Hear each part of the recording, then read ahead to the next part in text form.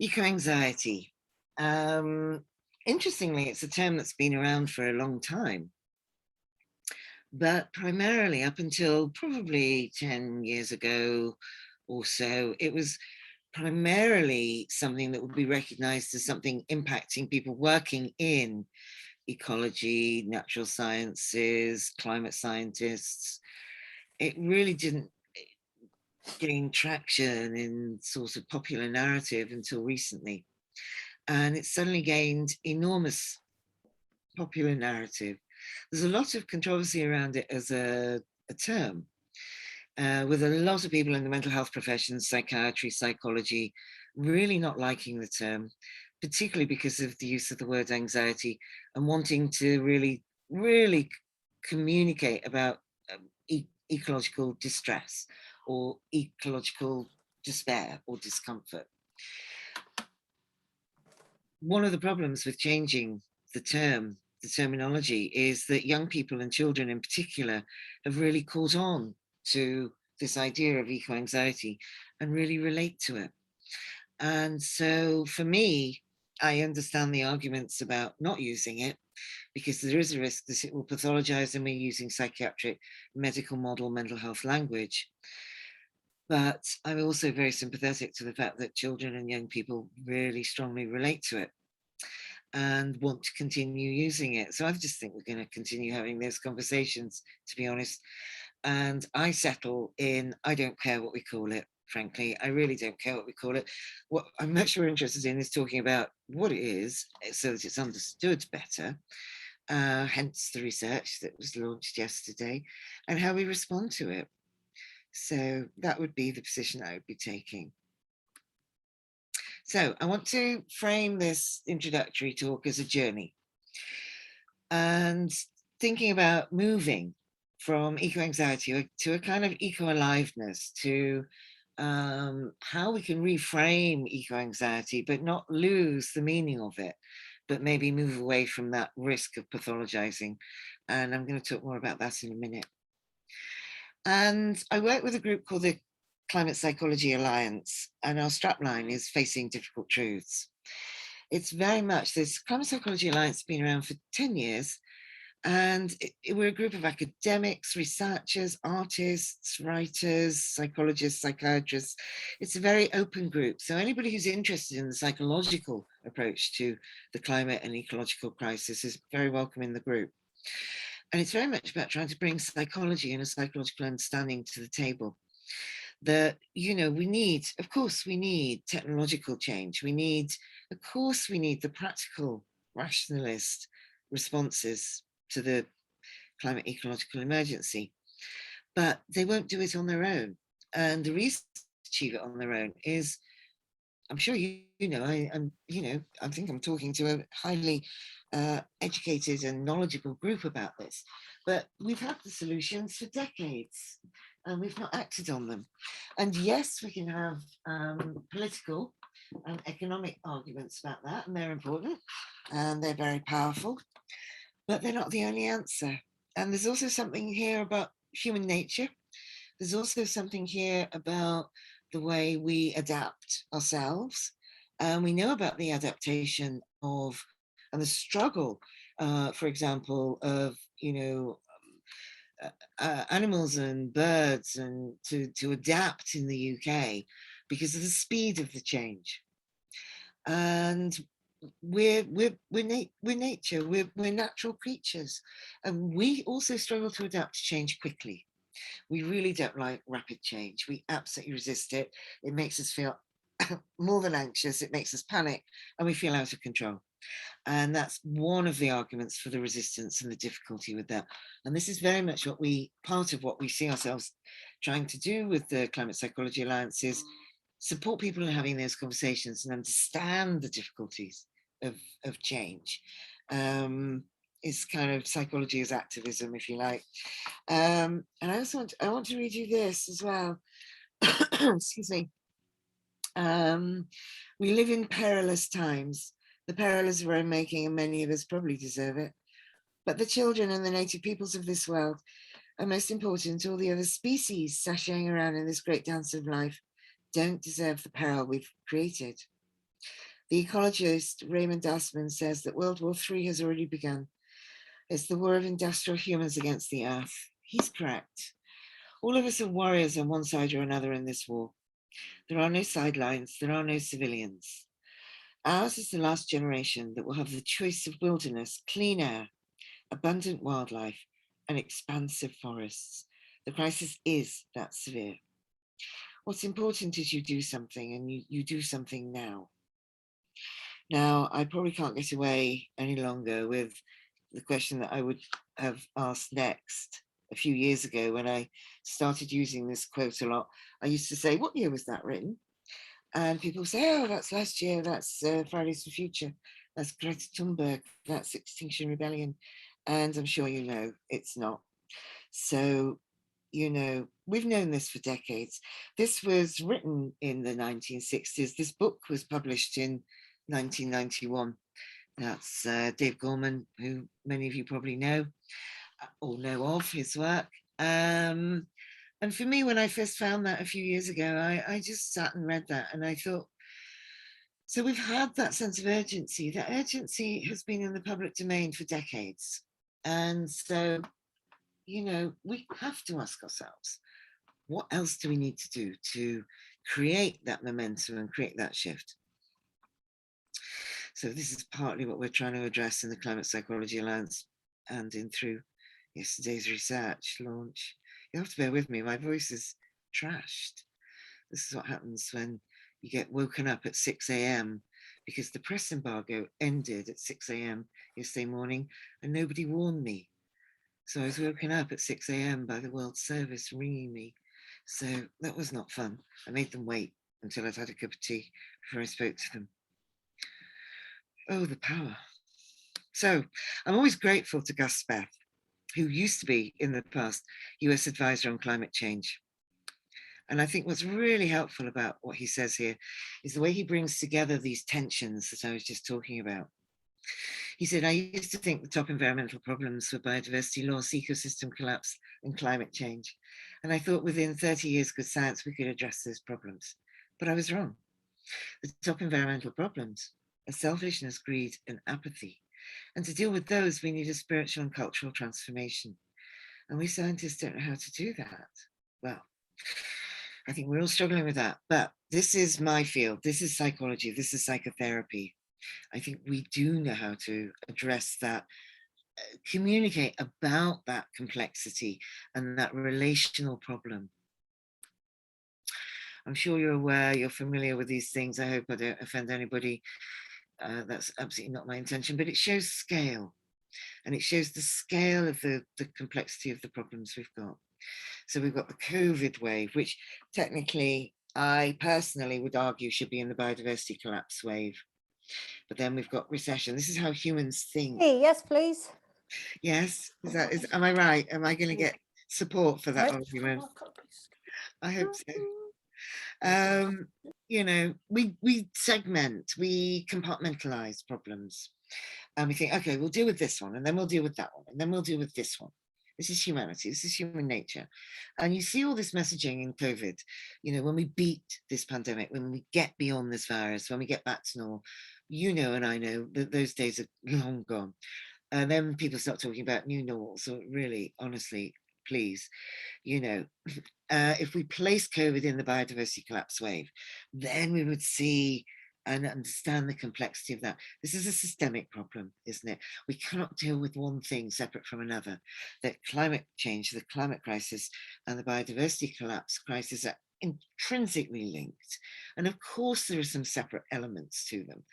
And certainly one of the things that is complex for us about the research that we launched yesterday is that we very much focused on climate anxiety.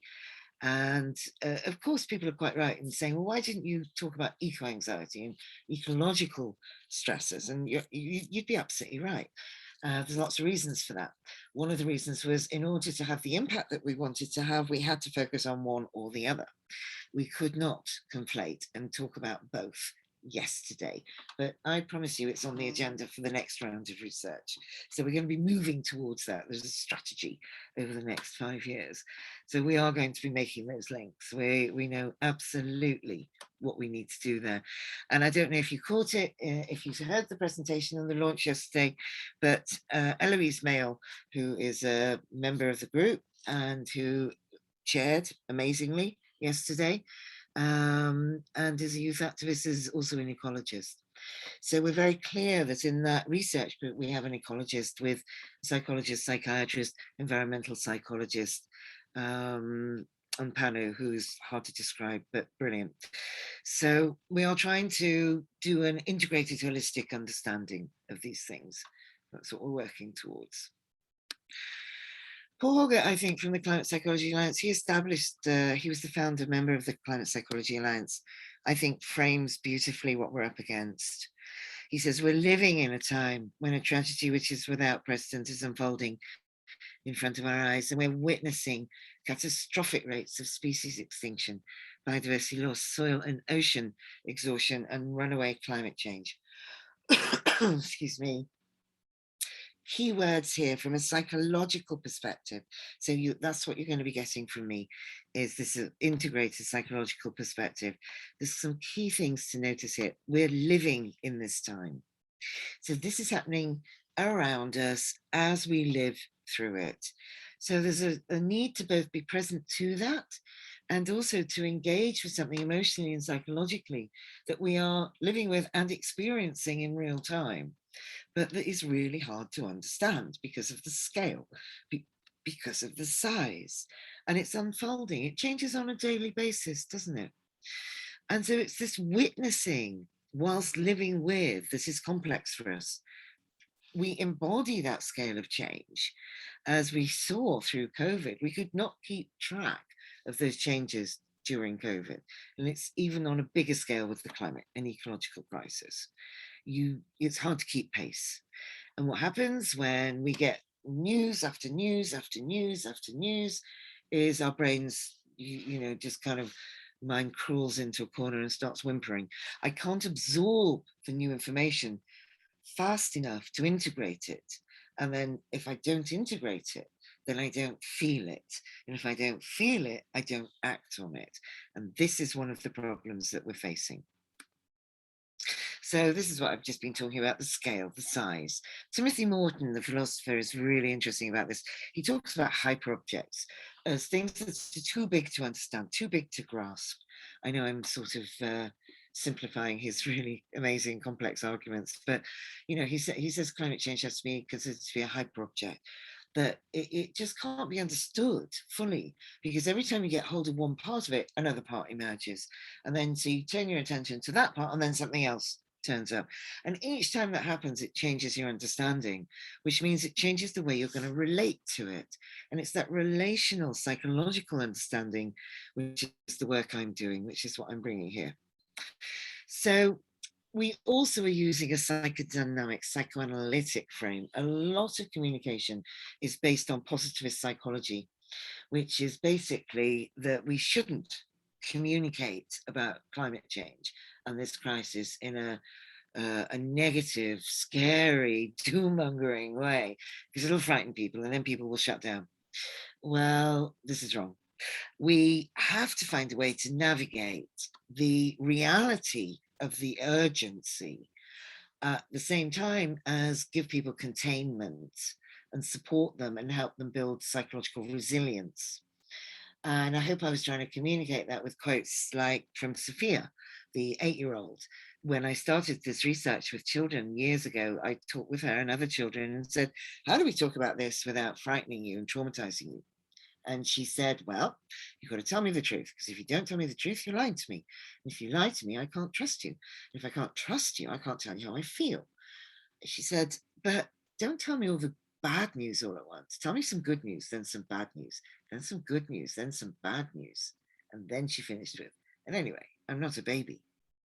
So what we need is this messaging, this communication, this understanding of the crisis and the emergency in reality, whilst at the same time providing containment. One of the favorite comments and pieces of feedback I ever got from a public talk was that Caroline Hickman, this was on Twitter, was simultaneously terrifying and comforting.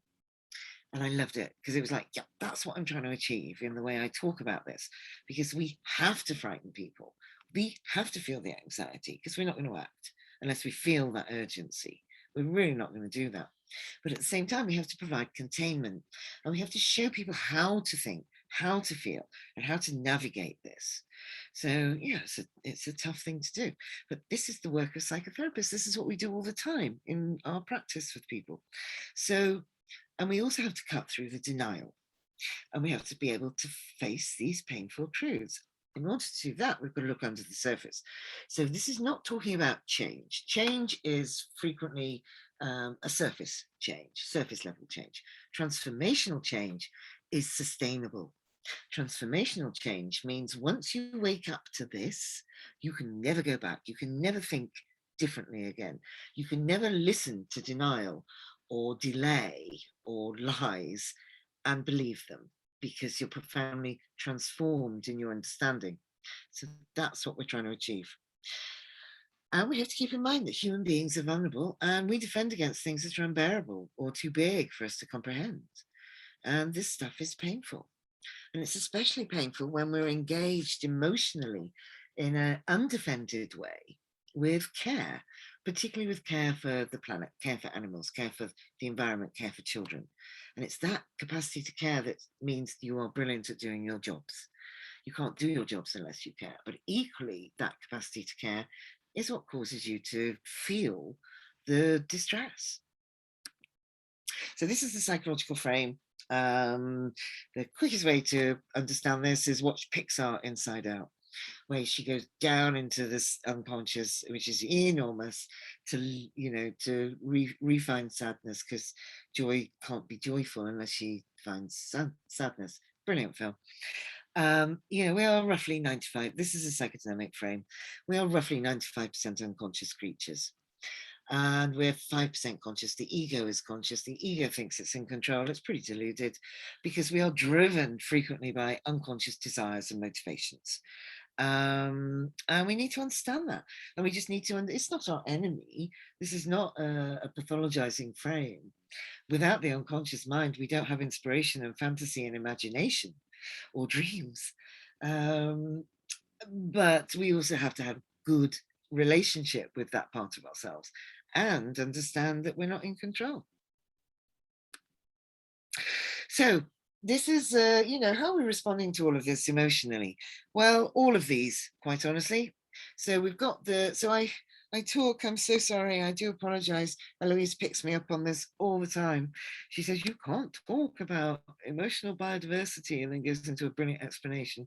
So really, she should be here to give you that. We'll get her along next time. But I'm meanwhile going to continue to use it because people understand what I mean, I think. So in the same way as we need ecological biodiversity, we need emotional biodiversity. And the Western medical model says anxiety is bad and we need to get rid of it and treat it, and depression is bad and we need to treat it and get rid of it. No, I'm sitting here saying we need all of these feelings. We need that complexity. We need that holistic range of emotions. We need anxiety, grief, solastalgia, hope, and hopelessness. We need anger, blame, frustration, guilt, fantasies of rescue. We need apocalyptic fantasies. We need them. I'll show you why in a minute. We need avoidance, nihilism, despair. Well, actually, I'll tell you why now. Anything we suppress from that list will haunt us from the unconscious. So we need our apocalyptic fantasies because they balance us up emotionally. And that's why we need hope and hopelessness. Anything we suppress will either gain a lot of power in the unconscious, or we will be functioning psychologically in a very split way, where we only allow the good news, the positive messaging. And that means all of your despair, your depression, your rage, your pain gets denied, disallowed, disavowed. And so then we're left hating ourselves, or we're self-critical because we feel that way, right? Or it'll just be very opportunist and you'll feel it at weekends. So you'll just crash at weekends and be angry and depressed. Or so we need, psychologically, we need this holistic approach. So we need, this kind of holistic emotional climate. But we also need to know how to navigate this, and we certainly don't want to feel it all on the same day. But we move between these emotions all the time. I move between these all the time. I can feel enormous guilt about not doing enough. I can feel fury and blame, like when I hear eco-activists like Jennifer yesterday being shut out of COP, invited and then being given 30 seconds to speak at best. I want those feelings. I don't want to not feel those feelings, but I don't want to be overwhelmed by my feelings either. So I need them to work with me because they fuel my passion and my empathy and my capacity to understand other people as well. So just to clarify what we mean by solastalgia and eco-grief, this is a very particular grief and sadness in relation to the environment, the planet, a place that we love. It was a term coined by Albrecht, and it's about love for home. For me, when I feel this, I feel it as a form of homesickness, and it's a sweet sadness. If we don't allow this feeling, then what we're doing is disenfranchising and denying our grief. But we have to be careful where we talk about this because, it can be difficult. You have to be careful. You don't go and talk generally in public about feeling grief for the loss of trees or animals, because people can react against it. Personally, I think it's really important to do, but we have to be careful how we do it. So this eco-anxiety, let's be very clear what we're talking about. This is living with this awful uncertainty and the anxiety. But the mistake that is frequently made is that this is anxiety because of environmental destruction and degradation. That's not what it is. That can trigger the feelings of anxiety, of course it does. But then what it's really about is living with this uncertainty about whether we, this is where we go to governments, power, will or can take sufficient, sustained, effective action in time to reduce the spread of the more extreme impacts that we're already facing. It's too late to stop it from happening. You know that, I know that. We're way beyond that point. But it's not too late to change the ending of the story for some people and some countries. And that's the tricky bit. It's an emotionally healthy response to what we see going on, but it's a healthy response as well to that sense of frustration that people with more power are not sufficiently acting rapidly or are messaging about it in a very complex way, declaring an emergency and then continuing to open coal mines and drill for oil in the North Sea, keep going with HS2 and more runways. Those two things are incongruent. They do not fit together. So, and it's that conflict that is causing so much distress for us. We measure mental health by looking at our capacity to be in touch with external reality. And this is mentally healthy. So it is mentally healthy to feel eco-anxiety and distress and rage. So conversely, I would worry about people that did not feel these things. I'd wonder what they were doing with their feelings. Just to be clear, this is always on a scale, and this is partly based on my research, but also my practice as a psychotherapist working with people struggling with this. We all, I don't think there's anyone on the planet that doesn't have mild eco-anxiety. Everybody does. But these are transient feelings, and we can respond to reassurance, and there can be a focus on optimism and hope. Then medium, there's more doubt in others' capacity to take action. There'll be more changes. And then it gets more significant. If you're working in this field, you'll be down the more significant end. Less defenses against the anxiety, harder to mitigate the distress and guilt and shame, and a reduced faith in others to take action, possibly a disillusionment in others' capacity to take action. This can impact seriously on relationships. Friends of mine have broken up relationships with other people because of flying, for example. This has a huge impact on relationships. I know children and young people who are refusing to speak to their parents. There's enormous distress that emerges at this point where people do not get how you feel. And then we're down the severe end. Intrusive thoughts, sleep is affected, can't get respite, an anticipation of extinction, no belief in others' ability to care. This is a desperately painful place to be. Maybe unable to work, maybe suicidal, a complete loss of your capacity to feel secure in the world. Devastating. And you cannot sustain living at that level of severe eco-anxiety for any great length of time without it having a huge negative impact on your mental health and your physical health. And, you know, I am working with people who feel that way. And it's devastating because one of the biggest difficulties with this is, you know, it's not an irrational response. You know, I have found myself as a therapist talking to suicidal teenagers, and they're suicidal specifically because of the climate emergency. And I've had to say to them, what you're saying makes perfect sense. I understand. You make sense. And I don't want you to act on this. I really do not want you to act on this. And with children and young people, I say, I want you to promise not to act on this.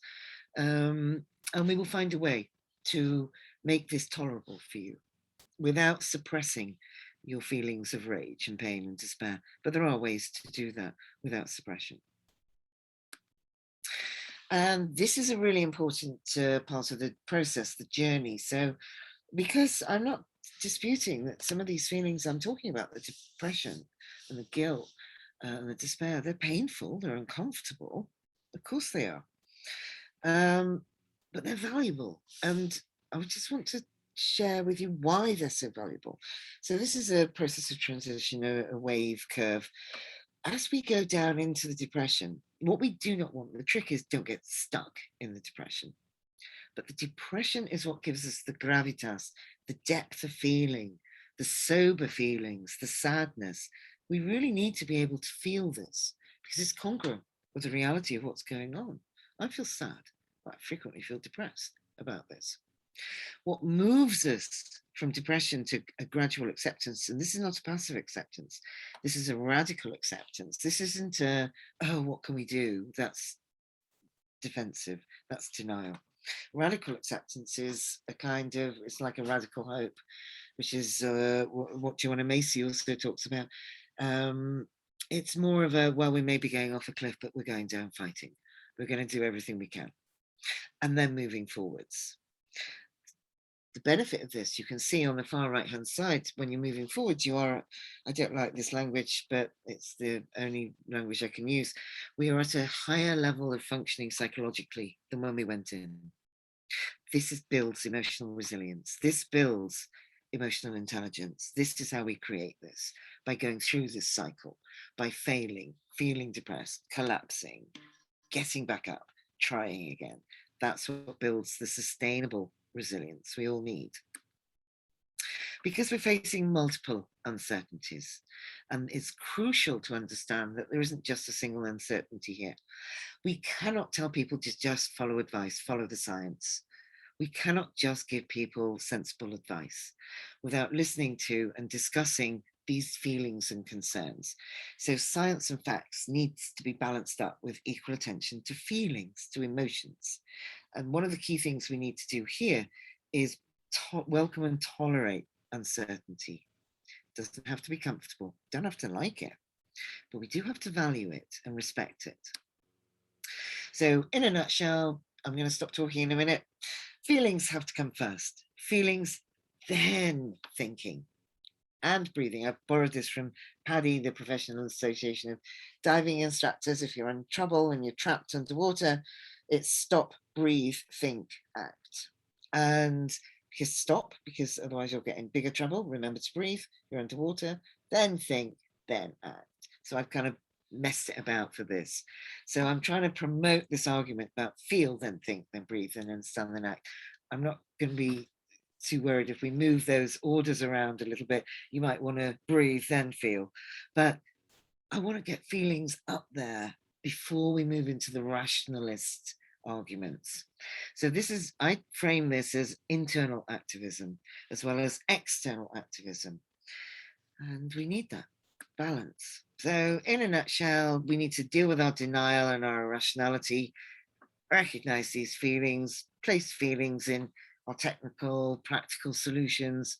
We have to confront our narcissistic entitlement. You know, people might want to fly and eat meat and everything else.